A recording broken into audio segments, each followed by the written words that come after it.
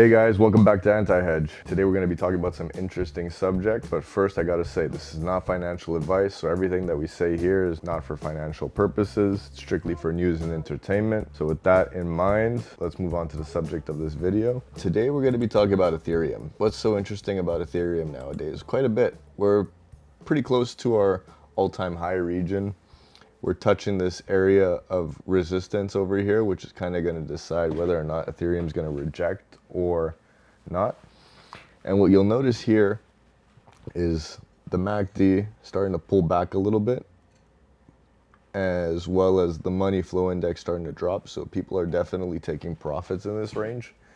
And I don't blame them, because you know what? Ethereum had a crazy rally from basically 1,300 to 3,800. So if someone doesn't take profits at that point, I'd be more skeptical. I would be very scared, actually. July has been a good month for crypto. I think August is going to be another good month for crypto. September, I think we're going to cool off a little bit, personally. That's my honest opinion. And the reason I think that is because, generally speaking, if you look at previous cycles, September tends to be a cool-off month. Not like going to be heavy, because I don't think the bull market will end there. But I do think that by September, you should be more or less figuring out an exit plan for at least some of your profits, even if you don't lock them all in. Another reason too why I think that that's a factor that you want to keep in mind is just the way it's expanding. It's basically continuing through August, and in September there's going to be some form of drop off on the money supply if you're looking at the delayed chart. I keep that in mind. September definitely locks something in. Doesn't mean that it's going to end in September, but it does mean that there probably will be a pullback in September. Now that's also dependent on whether or not we have rate cuts, because we haven't had any rate cuts, but we've had the market rip without rate cuts. So in September, I would be looking also at the fact that we could see a rate cut. That's when they're set to potentially reconvene for that. And if there is a rate cut, we could see the market rip higher. But until then, let's just look at September as a cool-off period where people are probably going to take profits. That's my honest opinion about Ethereum. Now, one of the things I wanted to mention, right? Why is Ethereum ripping? There's a lot of good reasons, and one of them is because soon they're talking about allowing Ethereum to be staked in ETFs. So that means Wall Street will be able to buy Ethereum and make ETFs and then stake the ETFs for a yield. Meaning that Wall Street gets free yield, they get to push and peddle their ETFs, which is all they really want at the end of the day. They want to be part of the crypto market, and they want to be controlling it in a way where they have absolute power over the financial system that is Ethereum and what it'll be. Those treasuries, those ETH treasuries that are going to be staking and making yield are going to be a big catalyst for DeFi. Now, personally, a lot of people talk about Solana and all these other competitors for DeFi, but what you'll notice is that ETH still holds the majority of DeFi, and by a lot. And not only that, but it's the only one that's pushed forward for serious consideration of stablecoins, so Tether and stuff like that. And I think stablecoins are going to be the big factor for Ethereum succeeding, because it's the most stable network to issue stablecoins on. Plus, at the same time, too, it's the stablecoins that are most used. It's the ones that are in the spotlight. And what you'll notice is recently they passed the Genius Act. And the Genius Act, what makes that so interesting is it's basically as you'll see here on the White House, let's just not look at President Donald Trump, because I don't really know what your political leanings are, but whatever, doesn't really matter, because at the end of the day, this is basically passed into law. What this states is that they're passing all the framework to allow stablecoins to become kind of a part of America's financial future, and they're allowing it to be issued in a way that allows for complete transparency for treasuries to be able to issue stablecoins. And this is just a framework that allows stablecoins to actually open up. So a lot of the time when people talked about stablecoins back then, it's well, how is the US going to allow another dollar to just succeed next to its dollar? Well, now they're going to web it into their system. They can't beat it, so now they're going to join it. And that's what's more or less happening with this act. What you're going to notice is that Tether's actually got more treasuries backing it than a lot of other things, the USDT is actually closer to the US dollar than the US dollar is, in my opinion, because it's almost over collateralized in treasuries for stablecoins. They probably do a lot of funny business with the US dollar because it's like trillions and trillions and trillions of dollars. So there's not really any way to really follow that.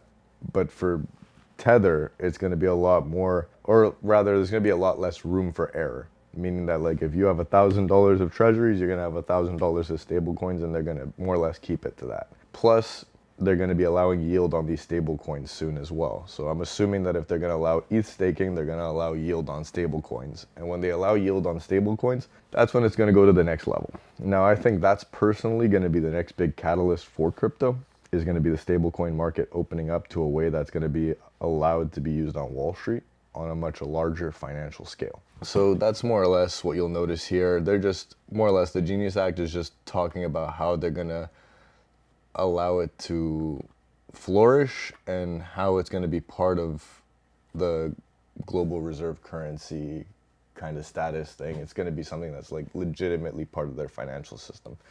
And the other thing that you'll notice is that when the Genius Act came to fruition and all these things started getting pushed forward, which is more or less allowing the US to enter a new era of dollar dominance, you notice that BRICS, because, you know, BRICS is their largest competitor, now BRICS has been starting to take a back seat because I think they understood that their chance to dethrone the US dollar was through digital dollars and stable coins and things that would be issued without the US permission, to allow things to function without their permission. That's how BRICS wanted to more or less dethrone the US dollar, but I don't think that's going to happen the same way anymore. So BRICS is basically taking a backseat to its own project. And there's even been articles online saying that like BRICS is over. I don't think it's over, but I don't think that it's going to have the same dominance and effect that it was planning to establish before Trump. Meaning that Trump now has put forward a thing of like America first. I don't really look too much about what anyone says. I just look at what the numbers say. And the numbers say that the US is pushing forward to allow the US to be crypto capital of the world, but also that it's willing to do whatever it takes to maintain its dollar dominance on a global scale, which includes allowing stable coins and crypto to flourish and be part of their system. Now, one of the biggest factors that you'll notice for Ethereum actually coming back, Ethereum NFTs are coming back to life. Now, does that mean that they're going to go back to their main valuations? No, I don't necessarily think so. But I do see that there has been more volume in the large cap NFTs. And I wouldn't be surprised if some of these things end up becoming not as valuable as they were, but, you know, like the market cap has basically doubled in less than a month. So from 3.2 billion to 6.3 billion dollars in NFTs now, it just shows that there's more activity on the ETH network, and more activity in the ETH network is a great sign for alts and alt season in general. Ethereum will be the precursor to a strong alt season because I don't think we fully peaked in our alt season yet, but I think that this is a great metric to actually observe before that happens. And as much as I personally think that NFTs, a lot of them are scams, the reality is that there's going to be a lot of wash trading for Ethereum NFTs. So because of that, because NFTs are starting to peak again, people are going to wash their money through these NFTs. And I think that that's more or less what they're going to be used for. It's how they're going to launder their money in a legal format, legal quotations, because none of it's legal, but they let it slide to some degree on this shit. And I think that's a big factor as to Ethereum's success, is just being able to run these little dirty systems the way they want. I know it's an ugly reality, and it probably sucks to say it like that, but if you have NFTs and they start being worth something, just be ready to sell them in case they decide to like shit the bed and die again, you know? So that's my opinion on ETH NFTs and how they're coming back. The other thing you'll notice is there's a lot of companies that are starting to more or less do ETH treasuries. So the companies that are doing ETH treasuries are starting to buy a lot of Ethereum, similar to how Bitcoin treasuries are happening on large companies. And with these large ETH treasuries, I think that most of these companies are banking on the fact that staking will be allowed to happen. So they're basically forming these treasuries with something that's going to form a yield, which then will be used for collateral for stablecoins that they could use in their balance sheets. So I think what we're heading into is an era where Ethereum is going to be used as collateral in corporate treasuries. So they're going to get ETH, stake ETH, form yield, issue corporate bonds with that ETH to make maybe stable coins. I think that is going to be like a cycle, kind of like a laundry cycle. You know, you're going through like rinse, repeat, dry, so on, so forth. It's just a system to move money around and make all these companies more liquid. Especially a lot of the ones that are doing it aren't necessarily like in the best positions. You look at SharpLink. SharpLink's one of those companies that before the ETH treasury wasn't necessarily doing so well, but with the fact that they bought a shit ton of ETH when it was at the low and it went up, they basically like almost tripled their market cap, or tripled their treasury's market cap, which for sure is quite the yield for them right off the bat, just from price appreciation. That's something to keep in mind. Ethereum is going to be the largest issuer of stablecoins, but it's also going to be the largest issuer of RWAs. So a lot of people, they seem to forget that most RWAs are going to be issued on something like Ethereum, and they won't be necessarily issued on something like Solana, especially if there's no ETF and no staking available for it. So most of the big companies that we're invested into, like Ondo, are built on Ethereum and they're RWA assets, and they're linked together to all these systems. And I think that that's something that we have to keep in mind when we're looking at Ethereum. The other thing too is that because Wall Street controls the supply of Ethereum, we should also keep in mind of price projections for Ethereum. And I think that when we hit the all-time high, there's going to be a large profit taking, and there's a psychological marker where everyone's been looking to sell Ethereum at around 10K US. That's a big price appreciation from when you look at the floor. So from 1300 to 10K, that's like about 8x your money. There's going to be a lot of profit taking around then. So for me personally, if I'm holding Ethereum, I'm gonna consider taking profits closer to around 8K US, because I think that we won't necessarily hit 10K. We could, but I mean 8K is a very safe place to start taking profits on Ethereum. And I think the price projections of people talking about 20K Ethereum or 30K or 50 or 100K Ethereum, I think those are just excited numbers that people throw out to get the market rallying and excited about it, but most people will probably take profits at around 8K. I don't know if we're going to hit 10K this cycle. I'm not 100% sure of that. Even my initial hypothesis of Bitcoin hitting 300K, I don't necessarily know if that's a possibility. I think that we're more likely to hit 150K, maybe 200, maybe. But I'm not 100% sure about that, because now we're in an institutional cycle. So to be able to follow previous cycles and follow, let's say, like Elliott waves of how things retrace and move back up based on those principles, I don't think that that's going to be the same as how it used to be, because back then the markets were smaller. Now they're much bigger, and yes, there's more room to grow and there's more maturity, but it doesn't necessarily mean it's going to hit all those outrageous price points within this cycle. I think that what we're going to see now is things are going to just be moving periodically higher, as opposed to just going bam, bam. It's just going to be a consistent like this now, because that's how Wall Street likes it. That's how all the major financial institutions like it. They like playing the long game, because the short game for them isn't as interesting. They prefer slowly fleecing people out of their position and then controlling supply.